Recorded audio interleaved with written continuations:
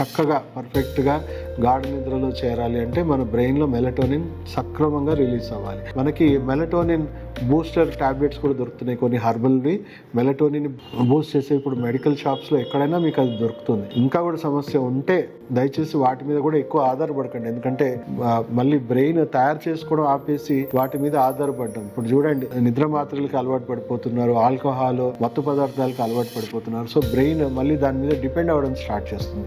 So వీలైనంత మటుకు మీ దినచర్యను మీరు పాటించండి.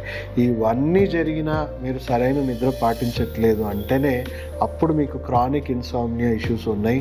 మీ గట్ హెల్త్, మీ ఇమ్యూన్ సిస్టమ్, మీ బ్రెయిన్ హెల్త్లో కొన్ని సీరియస్ ఇష్యూస్ ఉన్నాయని మనం అర్థం చేసుకోవాలి. సో అప్పుడు తప్పకుండా మీరు హాస్పిటల్ని సంప్రదించండి, మెడికల్ సలహాలు తీసుకోండి. సరైన మేము కొన్ని రకాల ఫంక్షనల్ టెస్ట్ చేసుకొని దాని మూలాలు ఏంటి, దాని కారణాలు ఏంటో తెలుసుకొని అక్యుపంక్చర్ వైద్యంలో అండ్ ఫంక్షనల్ మెడిసిన్ వైద్యంతో ఆ ఇంబ్యాలెన్సెస్ కూడా కరెక్ట్ చేసుకొని క్రానిక్ ఇన్సామ్నియాని మనం రూట్ నుంచే మనం కరెక్ట్ చేసుకోవచ్చు. 80-90% పేషెంట్స్ కి ఇప్పుడు నేను చెప్పిన సలహాలు సూచనలు మీరు పాటిస్తే మీకు సరిపోతుందండి. కేవలం ఒక 10% పేషెంట్స్ లో ఇది లోపల ఉన్న ఇంటర్నల్ ఇష్యూస్, వాళ్ళ ఫంక్షనల్ ఇష్యూస్ ప్రకారం వాళ్ళకి సరైన వైద్యం అందడం వల్ల వాళ్ళు రికవర్ అయ్యే అవకాశాలు ఉన్నాయి.